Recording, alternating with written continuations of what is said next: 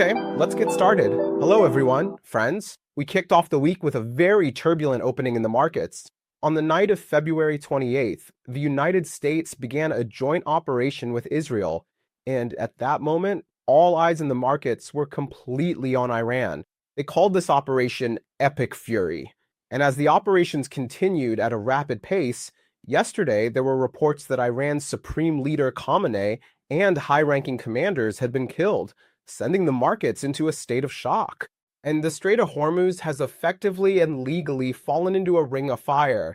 Of course, the aspect that concerns the markets here is the threat to the strait, which is a major factor in oil prices. In fact, with the weekly opening, we can see that oil prices have started to rise. On the other hand, when we look at commodities, we've seen record price movements in gold, especially in the domestic market. Over the weekend, gold climbed to record prices. Similarly, silver also saw a record surge. Borsa Istanbul, the American stock market, and European stock markets all showed a selling trend at the weekly opening today. Now, we're going to talk about how these products might move and what trends could be ahead of us. First of all, I want to say that during this period when the US has made one of the biggest military buildups in history, it was inevitable for me that they would launch an operation against Iran. I've told you this several times.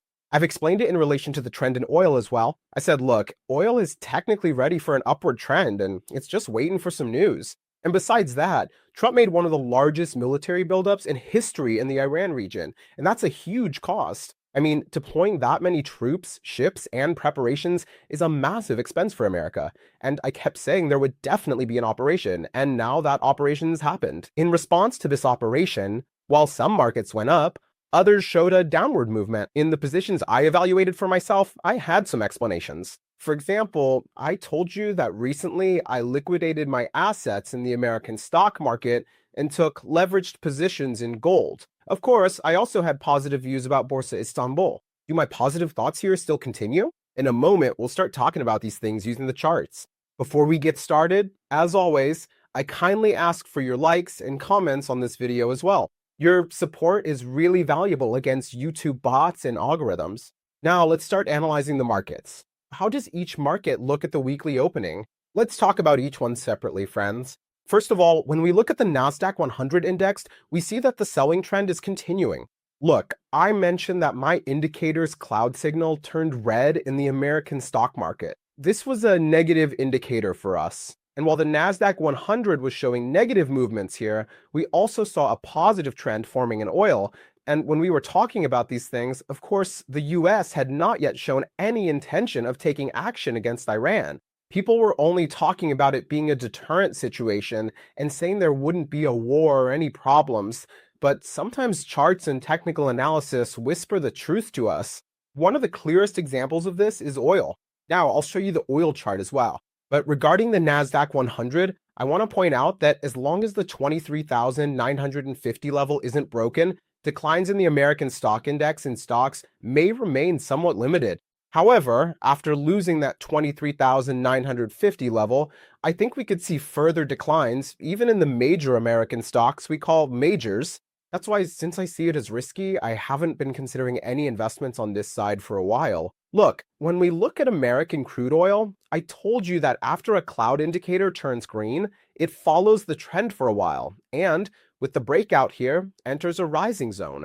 Now, over the past month, oil has gradually climbed upward here, and with the breakout of the 67 region, it has clearly entered a rising zone. At least for now, this upward zone continues to remain between the $80 and $67 levels. While I observed this technically, of course, there had to be a fundamental news trigger for this technical breakout to happen. That trigger was the possibility of the US declaring war on Iran. As of midnight, oil showed an 11% increase. From there, it showed a movement where it partially sold off and moved downward. The $67 region will be monitored as support in oil. Don't forget these notes of mine. Now, when we first look at gold, gold is showing a movement heading toward a peak period, and I mentioned that its trend is very strong. And among the products I discussed, gold has the strongest trend structure. As for silver, I mentioned that it has also entered the same positive territory for a while now, and that it could see a similar rise, right? Now, I'll show you the same cloud movement on the silver chart in just a moment. Look, after a healthy structure formed in this cloud, the $5,100 level became a solid support. When we look at what's ahead in its current movement, the $5,544 level is acting as resistance. But in my opinion, it's very likely that ounce gold will continue its upward movement by breaking through this resistance. On the 4-hour chart, we can currently see the latest support level for ounce gold at $5,200. When we look at silver in terms of ounces, you can see that we discussed the same story for silver ounces in this area as well. Look, I told you that the cloud indicator also turned green for silver. Earlier, we talked about a selling period. The red cloud formation lasted for quite a while. The $70 to $73 level served well as the support and evaluation point. But what really mattered was getting the buy signal. And for silver, that signal came right at this point. The $83 level was broken, and silver is clearly continuing its upward trend. It also had a good area for gains. Looking roughly from this region, silver has recorded about a 16% increase. And I'm only talking about the last 1 week period. When it enters a positive trend, what needs to be done becomes a bit clearer. With the positions you hold, you need to sit back and follow the further gains. And I think it's important to keep holding your positions without being too impatient. The positive trend is continuing in silver as well. Here, we can consider the $91 level as a support, more or less. Since it broke through the $98 level, I think there will be a significant gap ahead for it as well. And if we look at these in terms of TL pairs, look, when we check gram gold, we see that it's almost reached the peak area on the charts. But we've seen that it's even higher in the markets and bazaars. Over the weekend, gram gold surpassed the 8,000 TL level in the Grand Bazaar and at jewelers. But on the chart without the spread, this is how things look right now. And what was the trend I was talking about here? After breaking through the resistance at the $7,700 area, spot gold will continue its upward trend in the same way. And this is one of the products with the strongest conditions. If you remember, at the beginning of the month, I mentioned here that I personally made additional purchases at the 6,400 TL level. I also mentioned that I took leverage positions. We talked about this specifically regarding Tether Gold. I'll show that in a bit as well. Right now, we can say that the 7,350 Turkish lira level is a support area for gram gold. Look, I made the same comments about Tether Gold as well. I told you, look, I'm also holding additional leveraged positions here. But on OKXTR, you can also buy and evaluate the Tether Gold product in a standard spot way. Because it's a product that can be traded 24/7, it's a product you can trade even on weekends. Since it's backed one-to-one by gold, in my opinion, it's a product worth considering. And this weekend, we especially got to experience the convenience of being able to trade on the weekend. Of course, whether or not to take advantage of it is entirely up to you. I'm leaving a link for you in the description section below the video for this. I definitely recommend you take a look. And on the Tether Gold chart, the healthy trend structure continues in a similar way. Since the fundamental news flow supports these products, and they also look good technically, we should keep expecting further increases without too much hesitation about the upward movement. When we look at silver in Turkish lira terms, we see a similar picture there as well. In the last broadcast, I told you that 121 Turkish lira was a good support area. Since last week, it has shown a nice move. It held the support level well, and within a week, it moved by 10%. As I said, the trend structures in both gold and silver continue to look very strong. I think that once the 138 Turkish lira level is broken, it'll also enter a large gap area. I'm not just looking at the news flow and saying America is at war with Iran, at war with Israel. I'm not making comments like, come on, let's buy gold and silver. I told you all this before any of these events even happened. I said, look, friends, America isn't just in contact with Iran. It also has dealings with Venezuela and with Greenland. It has connections in different parts of the world as well, and these continue to fuel the narrative for products like gold and silver.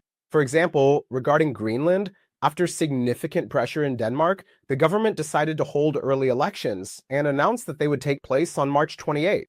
The European Union also announced that it would support Denmark in the elections. Trump is right at the center of all these events.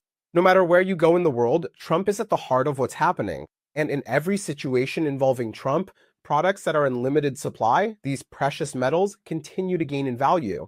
Looking at Borsa Istanbul, we see that on a daily basis, it has dropped into the cloud region, fallen all the way down to the 13,000 level. I can say that the bulk of today's sell-offs were panic sales, but after these panic sales, my indicator also entered an area where the cloud indicator was tested. Even if Borsa Istanbul manages to hold the 13,200 level today or tomorrow, in other words, even if it just maintains its current position, I think that will be enough of an excuse for it to start moving upward again. This is what I see from a technical perspective. If my opinions change in the coming days, or if I start to think that the trend is no longer strong, I'll definitely mention it.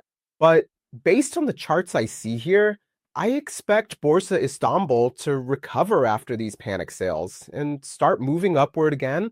Of course, everyone can see that the Iran situation will negatively affect all the countries in the region. I see this as well. But at certain points, you have to take some risks in the markets. At this time, I chose to take that risk not in the American stock market, but in Borsa Istanbul. And in the coming period, we'll all see together what our choices will bring us.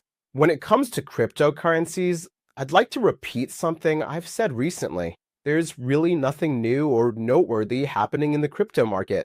Bitcoin hasn't broken out of its sideways price movement at all. I also mentioned this in the latest update I gave to YouTube members.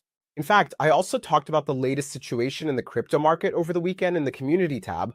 I don't expect Bitcoin to be significantly affected by the US-Iran events in terms of a drop, because the market has already experienced a significant drop early on.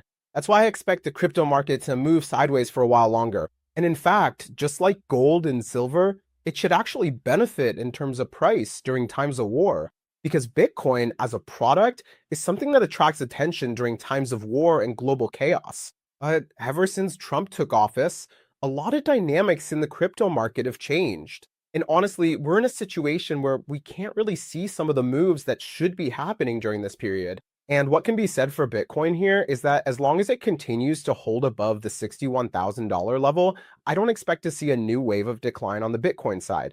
If it manages to stay above the $73,000 level in the coming days and enters this range, we can say that it's starting to develop a solid trend structure, just like gold. But this kind of trend structure hasn't formed yet in Bitcoin.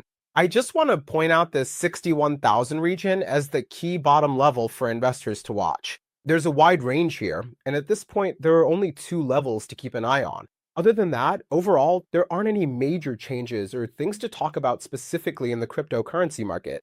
The cryptocurrency market hasn't faced any significant price pressure. Bitcoin, Ethereum, XRP, Solana. It hasn't faced sharp sell-offs specifically due to the US-Iran conflict. It's continuing its sideways trend. We can actually say that this selling pressure has eased a bit and that a potential bottom has formed during this period. In the coming days, I hope that as things recover a bit more, we'll be able to say that it's in a better technical position as well. But aside from that, if we look at the bigger picture, creating a basket always seriously protects your portfolio, friends. During risky periods, making a basket with products like gold and silver, meaning shifting the weight in your portfolio to these, protects you to the maximum extent. For example, if you ask what move I made, I sold my American stock holdings. I made my evaluations on the gold and silver side. I took leveraged positions in gold. This was a precaution for me.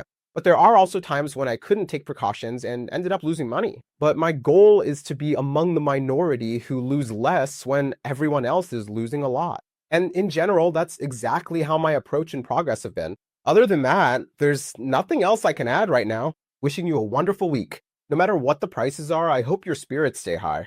See you in the next video. Take care of yourselves. Subscribing to my channel and turning on notifications is an investment tip for yourself, with the intention of informing you about developments before they even happen. See you again soon.